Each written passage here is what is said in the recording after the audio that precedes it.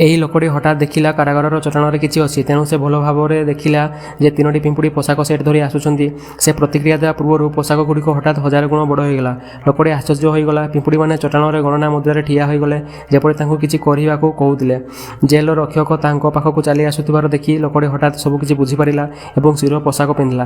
ଯେତେବେଳେ ଗଣନା ଶେଷ ହେବାକୁ ଯାଉଥିଲା, ସେହି ବ୍ୟକ୍ତି ସଫଳତାର ସହିତ ଶେଷ ହେଲମେଟ୍ ପିନ୍ଧିଲା।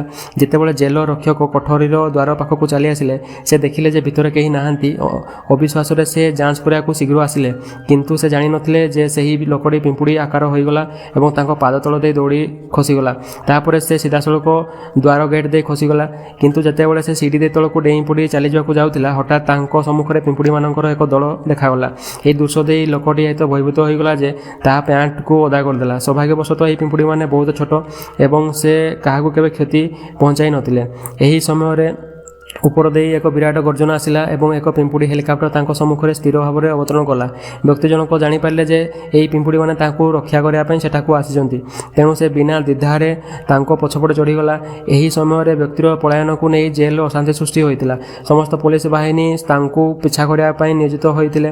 ହଠାତ୍ ଏକ ମୋଟରସାଇକେଲ ଦ୍ରୁତ ଗତିରେ ଆସିଲା, ଏକ ଅଶାନ୍ତ ସ୍ରୋତ ସୃଷ୍ଟି କଲା, ଯାହା ତାଙ୍କୁ ସିଧାସଳଖ ଏକ ବସ୍‌ରେ ଧକ୍କା ଦେଇଥିଲା।